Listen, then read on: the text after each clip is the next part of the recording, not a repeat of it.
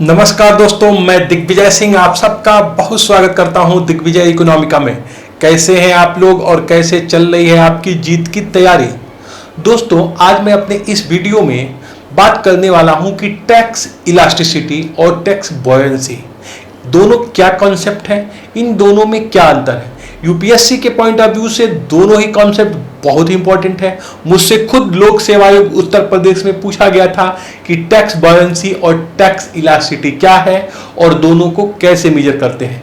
इस वीडियो को बिल्कुल ध्यान से बिल्कुल लास्ट तक देखिए, आपको निश्चित रूप से समझ में आएगा कि दोनों के कॉन्सेप्ट क्या है और कैसे एक दूसरे से अलग है। अगर आपने दिग्विजय इकोनॉमिका को अब तक सब्सक्राइब नहीं किया है तो दिग्विजय इकोनॉमिका को सब्सक्राइब करिए, ताकि आपको इकोनॉमिक्स रिलेटेड हाई क्वालिटी के मटेरियल कॉम्पिटिटिव एग्जाम के लिए, नेट जीआरएफ के लिए मिल सके और आप बहुत अच्छा कर सके यूपीएससी के एग्जाम में, पीसीएस के एग्जाम में, नेट जीआरएफ के एग्जाम में। तो दोस्तों, आइए हम शुरू करते हैं टैक्स इलास्टिसिटी और टैक्स बायोंसी। कई बार आपने सुना होगा कि कई बार कहा जाता है कि कुछ टैक्स ज्यादा इलास्टिक है, ज्यादा बायोंट है। कई बार आपने यह भी सुना होगा कि राज्य सरकारें केंद्र के ऊपर यह दोष मढ़ती हैं कि उनके पास ज्यादा बायोंट और ज्यादा इलास्टिक टैक्स है, जैसे कि इनकम टैक्स, कारपोरेट टैक्स, पहले सेंट्रल एक्साइज ड्यूटी।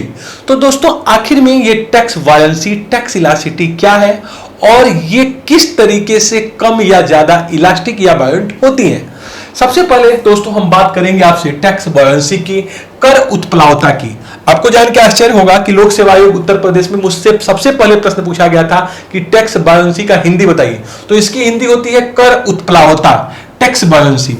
दोस्तों, टैक्स बायोंसी क्या है, इसको हम पहले कवर कर रहे हैं। टैक्स बायोंसी क्या है, पहला हम कवर करेंगे टैक्स बायोंसी क्या है। कर उत्प्लावता।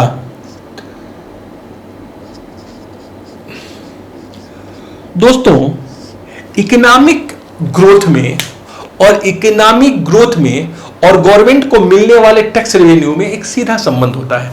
अगर इकोनॉमी की ग्रोथ रेट ज्यादा हो रही हो तो नो डाउट गवर्नमेंट के जो टैक्स कलेक्शन होते हैं, टैक्स रेवेन्यू होते हैं, वो ज्यादा होती है। अगर मैं कह रहा हूं कि इकोनॉमिक ग्रोथ ज्यादा हो रही है, 7% से 8% से 9% हो रही है, इसका मतलब है कि इकोनॉमी की जीडीपी जीएनपी बढ़ रहा है। और जीडीपी जीएनपी बढ़ने का मतलब है कि इकोनॉमी में वस्तुओं और सेवाओं का उत्पादन पिछले वर्ष के मुकाबले में ज्यादा हो रहा है। अगर वस्तुओं और सेवाओं के उत्पादन ज्यादा होगी तो नो डाउट गवर्नमेंट को डायरेक्ट और इनडायरेक्ट दोनों ही टैक्स ज्यादा कलेक्ट होंगे। इसका मतलब कि अगर इकोनॉमी ग्रोथ होगी तो सीधा सीधा इसका कोरिलेशन है, पॉजिटिव रिलेशन है आपके गवर्नमेंट के मिलने वाले टैक्स रेवेन्यू से। एक्चुअली टैक्स बायोंसी में हम यही देखते हैं कि किस तरीके से ग्रोथ का प्रभाव पड़ता है टैक्स रेवेन्यू के ऊपर। सिंपली इसको आप इस तरह समझ सकते हैं कि जीडीपी के बढ़ने से, इकोनॉमी के नेशनल इनकम के बढ़ने से गवर्नमेंट कितनी ज्यादा टैक्स रेवेन्यू जनरेट कर रही है। आपको मैं बताऊं, 2007-8 को आप ले लीजिए। 2007-8 तक इकोनॉमी, भारतीय इकोनॉमी की ग्रोथ रेट बड़ी जबरदस्त थी। 9% की ग्रोथ रेट इकोनॉमी में चल रही थी और इकोनॉमी में जो डायरेक्ट टैक्स का कलेक्शन था वो 49% था। आप जरा सोचिए कि जीडीपी की ग्रोथ रेट 9% और डायरेक्ट टैक्स कलेक्ट हो रहे हैं 45% से। इसका मतलब जो टैक्स बायोंट है डायरेक्ट टैक्स के लिए वो 5 हो गया। टैक्स बायोंसी हम निकालेंगे कैसे? हम निकालेंगे टैक्स रेवेन्यू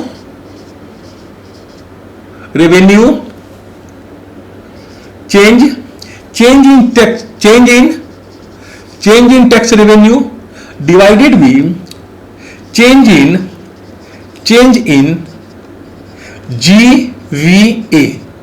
अगर आपने जीवीए का कॉन्सेप्ट नहीं जानते हैं, ग्रॉस वैल्यूएट का, तो नेशनल इनकम वाला चैप्टर देखिए, मैं आपको बताया हूं।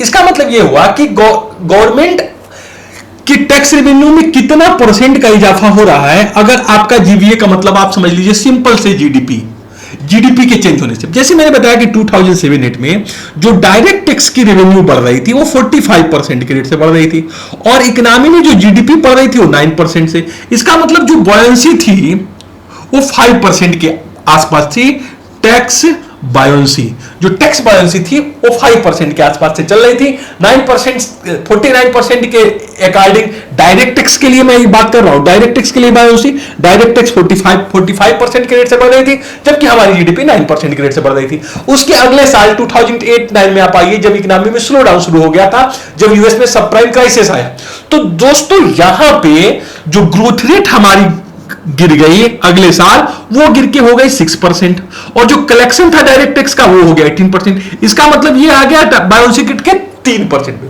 कुल मिलाजुला के टैक्स बायोंसी ये दिखा रहा है कि इकोनॉमी के नेशनल इनकम में, जीडीपी में अगर चेंज हो रहा है तो कितना परसेंटेज चेंज होता है गवर्नमेंट के टोटल रेवेन्यू में। इसका मतलब टैक्स बायोंसी ये दिखाता है कि जीडीपी बढ़ने से गवर्नमेंट के रेवेन्यू में कितनी इनहांस हो रही। अब यहां पे प्रश्न यहां पे होता है कि कुछ टैक्स ज्यादा इलास्टिक होंगे, कुछ टैक्स कम इलास्टिक होंगे, कुछ टैक्स ज्यादा बायोंट होंगे जबकि कुछ टैक्स कम बायोंट होंगे। इसका मतलब क्या हुआ? जैसे मान लीजिए कि जीडीपी बढ़ी, तो जीडीपी बढ़ी तो नो डाउट इसकी वजह से इनकम टैक्स ज्यादा कलेक्ट होगा, क्योंकि लोगों की इनकम भी बढ़ेगी। तो इसका मतलब इनकम टैक्स क्या होगा? ज्यादा जो इलास्टिक हो जाएगा। लेकिन ऐसा हो सकता है कि नेशनल इनकम ज्यादा बढ़ जाए लेकिन ऑक्ट्री से मिलने वाला कर या फिर आपके जो है दारू या अफीम या शराब से मिलने वाला कर ज्यादा ना बढ़े, जो स्टेट एक्साइज है वो ज्यादा ना बढ़े। या ये भी हो सकता है कि आपकी इनकम ज्यादा बढ़ गई और स्टेट ड्यूटी है या फिर मिनिमम अल्टरनेटिव टैक्स है। कुछ ऐसे टैक्स हैं जो कि उतने ज्यादा रिस्पॉन्स नहीं कर रहे हैं जितना इनकम टैक्स कर रहा है, जितना कॉर्पोरेट टैक्स कर रहा है, जितना कि सेंट्रल एक्साइज ड्यूटी कर रहा है। इसका मतलब यह हुआ कि कुछ टैक्स ज्यादा बायोंट होते हैं। जब मैं कहता हूं कि कुछ टैक्स ज्यादा बायोंट होते हैं, इसका मतलब यह है कि नेशनल इनकम बढ़ने पे कुछ टैक्स ज्यादा रिस्पॉन्सिव होते हैं, वो रेवेन्यू में ज्यादा बढ़ोतरी कर देते हैं, वो ज्यादा बायोंट माने जाएंगे। इसका मतलब जो सेंटर के पास है इनकम टैक्स, कारपोरेशन टैक्स, तो ये जो टैक्स माने जाते हैं शुरू से ज्यादा इलास्टिक माने जाते हैं।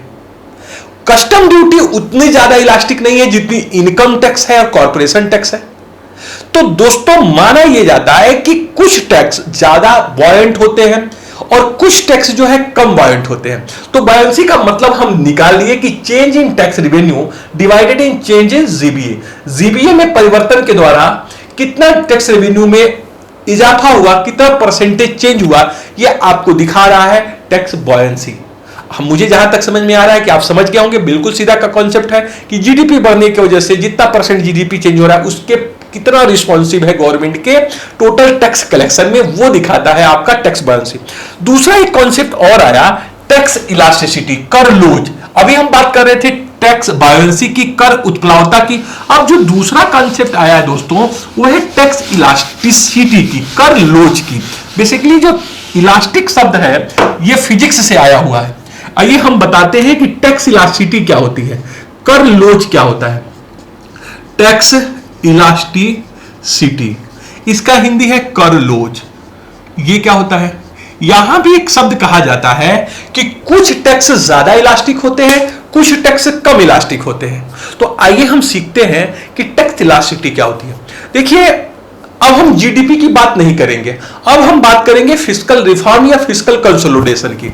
अगर गवर्नमेंट फिस्कल कंसोलिडेशन करती है, राजकोषीय सुदृढ़ीकरण करती है, समेकन करती है या सुधार करती है, तो इसके फलस्वरूप भी गवर्नमेंट के टैक्स रेवेन्यू में इजाफा होता है। फिस्कल कंसोलिडेशन का मतलब आप ये समझ सकते हैं कि टैक्स के रेट में परिवर्तन गवर्नमेंट कर सकती है, नए टैक्स को इंपोज कर सकती है, टैक्स की स्लैब को चेंज कर सकती है। जैसे कि अभी आपने देखा कि जो जीएसटी का जो टैक्स स्लैब है वो कई बार चेंज हुआ।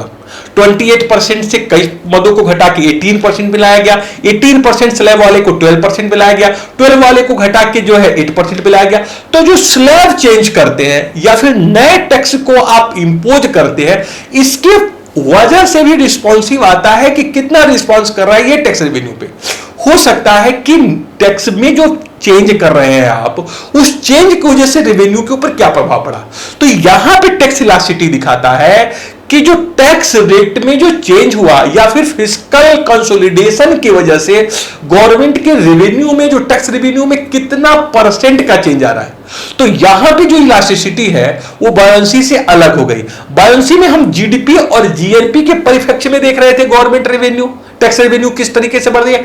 यहां पे हम बात कर रहे हैं फिस्कल कंसोलिडेशन की वजह से, हम बात कर रहे हैं टैक्स रेट में चेंज की वजह से, या नया टैक्स की इंपोजिशन की वजह से कितना रेवेन्यू इनहांस हो रहा है, इसके ऊपर हम ध्यान केंद्रित कर रहे हैं। तो दोस्तों दोनों ही कॉन्सेप्ट अलग अलग है, यद्यपि लगभग यही कहा जाता है कि ज्यादा बायन जो टैक्स होते हैं ज्यादा इलास्टिक भी हो जाते हैं।